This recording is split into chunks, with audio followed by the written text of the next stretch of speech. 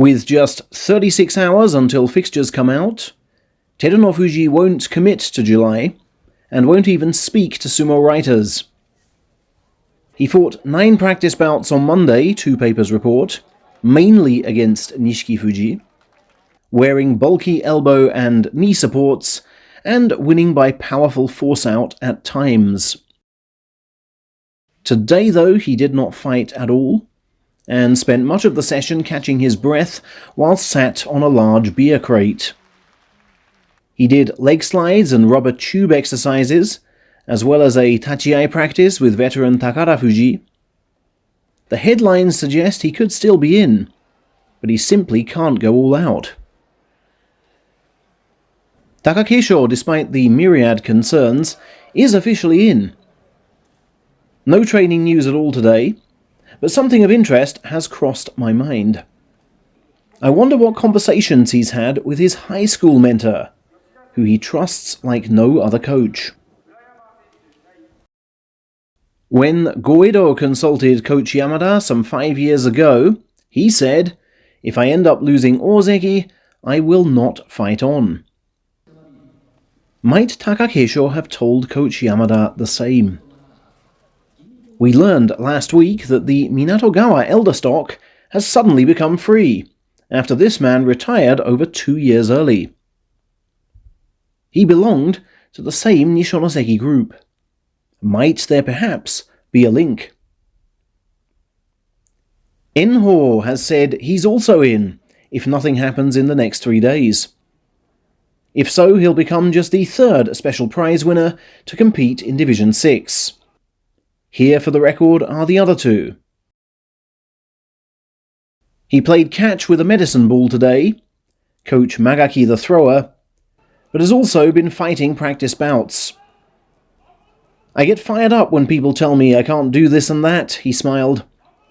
"And at last, I'm back to fighting again. But I've got to be really steeled for this, for every next match could well be my last.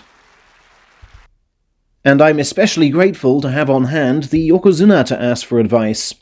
Don't forget, he went down to Division 5. Takerufuji is also in, with an extra 8 kilos of bulk with which to resist.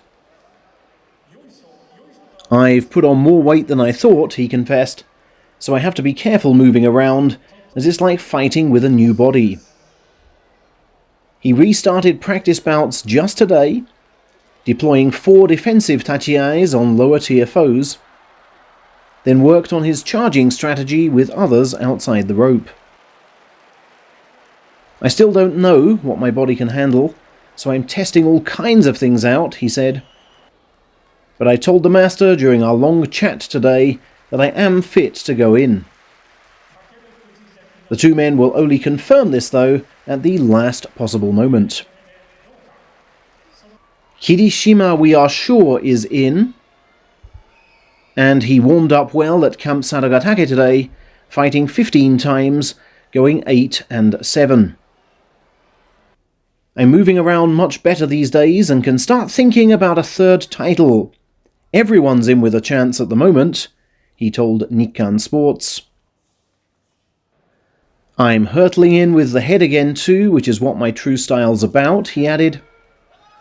He will likely be slowing things down in the final days before Sunday, and trying to plot a course through the tournament's opening 3rd, which yielded just the 1 win for him in March and in May.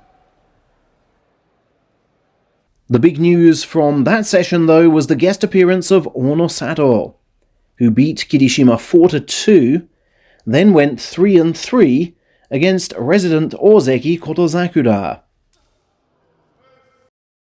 Daieisho and Oho were also there, in addition to Gonoyama, and of course Nishikigi again. Onosato went 12-9 overall.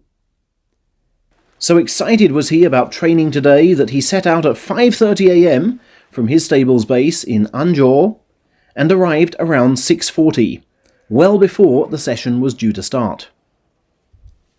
"So I'd been on that ring for some 4 hours by the time I fought Kotozakura," he said, "but that's actually a good simulation for our tournament bout, which will take place in the latter stages when I'm just as tired.